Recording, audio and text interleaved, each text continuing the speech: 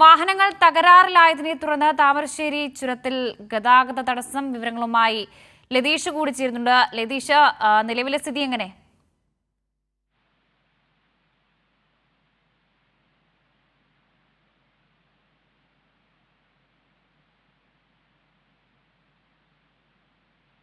വാഹനങ്ങൾ തകരാറിലായതിനെ തുടർന്ന് താമരശ്ശേരി ചുരത്തിൽ ഗതാഗത തടസ്സമുണ്ടായിട്ടുണ്ട് എന്നുള്ള ഏറ്റവും പ്രധാനപ്പെട്ട വാർത്തയാണ് ഇപ്പോൾ വരുന്നത്. ചുരത്തിൽ വാഹനങ്ങൾ ഗതാഗത തടസ്സമുണ്ടായിരിക്കുകയാണ്. ചുരം 7-ാം വളവിലും 8-ാം വളവിന് സമീപമാണ് വാഹനങ്ങൾ തകരാറിലായത്. ഇതുമായി ബന്ധപ്പെട്ടാണ് ഇപ്പോൾ ചുരത്തിൽ ഗതാഗത തടസ്സമുണ്ടായിരിക്കുന്നത്.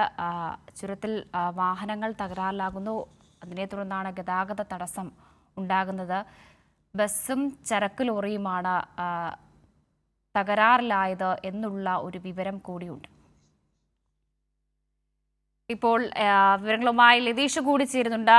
ലതീഷ, ഇപ്പോഴുള്ള സ്ഥിതി എങ്ങനെ? പക്ഷേ ഗതാഗത കുരുക്ക് പൂർണ്ണമായും പരിഹരിക്കാൻ കഴിഞ്ഞിട്ടില്ല. ചുരം 7-ാം വളവിലാണ് ഉച്ചയോടുകൂടി ബസ് കേടായത്.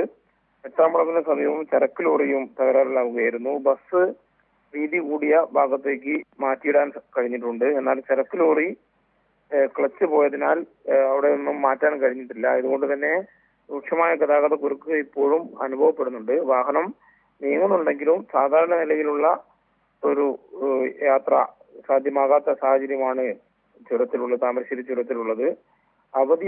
നാളെ അവധിയായതിനാൽ കൂടുതൽ വാഹനങ്ങൾ വയനാട്ടിലേക്കും അതേപോലെ തന്നെ തിരിച്ച് വയനാട്ടിൽ നിന്ന് താഴേക്കും വരുന്നൊരു സാഹചര്യം കൂടിയുണ്ട്. അതുകൊണ്ടാണ് ഗതാഗത കുരുക്ക് രൂക്ഷമായി അനുഭവപ്പെടുന്നത്. എന്തായാലും ലോറി മാറ്റുന്ന ആവശ്യമായ നടപടിക്രമങ്ങൾ പുരോഗമിക്കുന്നുണ്ട്. ഗതാഗതം ഒരു സൈഡിലൂടെ കടത്തി വിട്ടുകൊണ്ടുള്ള ഒരു ക്രമീകരണമാണ് തൽക്കാലം ചുരത്തിൽ ഏർപ്പെടുത്തിയിരിക്കുന്നത്. ശരി, കെ ലതീഷാണ് വിവരങ്ങൾ നൽകിയത്.